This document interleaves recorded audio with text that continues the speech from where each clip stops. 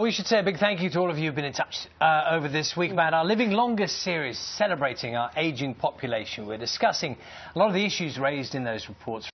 8:30 this morning, Louise will be hosting a live debate. Data show that 1 in 3 people born today will live to be 100. It's a remarkable figure, and Breakfast John Maguire has been looking at some of the implications of this. And we can talk to him. There he is in the Lowry at the Salford Quays. There's a special exhibition which can tell you how long you are likely to live for. Good morning, John. Morning, Naga. We're just across the water from you at this exhibition. It's been travelling all around the UK, and it breaks down that can we live to 100 into various different categories. Solidarity, that means community, family, things like that. Lifetime. Health, of course. The healthier you are, the longer you can expect to live. And one of the fun things on the exhibition here is this interactive screen here where you can type through what are my chances of reaching 100. It asks you lots of basic questions about your lifestyle, your age, just how healthy you are. You'll be delighted to know that apparently I'm supposed to live till 85. So I wonder if I'll still be on breakfast then. I sincerely hope so. We'll talk so much more about this just a bit later on. Of course, we say that life begins at 40, but as we all live longer and much healthier lives, life moves on. Some people say now that life begins at 60. So what about a group that are still determined to go out clubbing as often as they can? Leo Balletto decided to put on her dancing shoes and join them. A decent night out for some usually involves good music, a round of drinks and plenty of dancing. But this club night is completely different. This event is for the over 50s who believe partying isn't just for the younger generation. Take a look.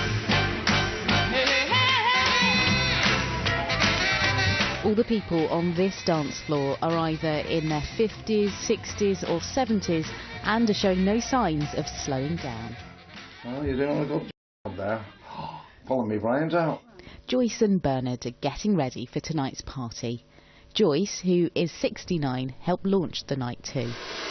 I thought, I'm not going to spend the rest of my life just sitting in the house being lonely, and it drove me to do something about it, and there was a gap. A lot of interest is on younger people, the nightclubs in Manchester. I just wish people who own the clubs would have the foresight to see there's a generation here who aren't being thought about, really. Ready to go? Ready to go now. Let's get out of here. After writing to clubs across Manchester asking them to use their venue for her night, one took her up on her offer. Well, I got so cold already. And for the last 5 years, on and off, Joyce has turned club promoter.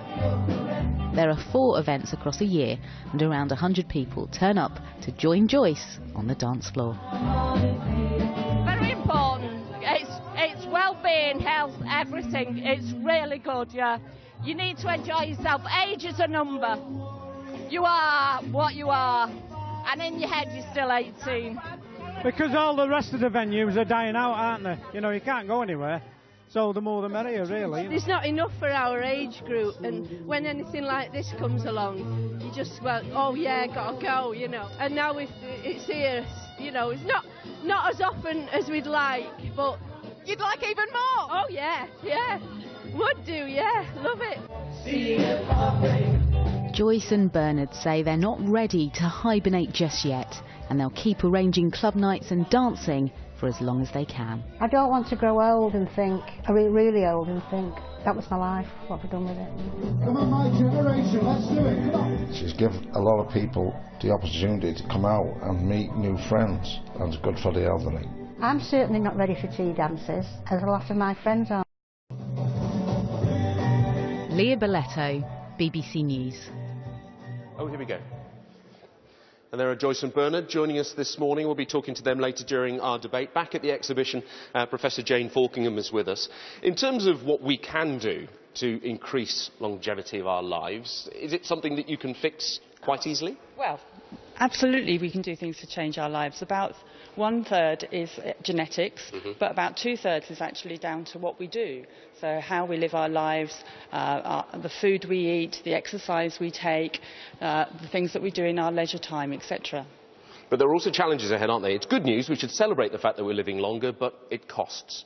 Absolutely. I mean, this exhibition is really inspired by the fact that 1 in 3 children born today is going to live to be 100. So it's not just about now, it's also about the future. So we really need to be starting to think about the life course and how we organise it. Of course, there are challenges, but it's also something to celebrate. Absolutely. Professor Falkingham, thank you very much indeed. We'll talk to you much more later. We'll be back here at the Lowry, as I say, across the water from you guys, joined by Louise later in the programme. See you later.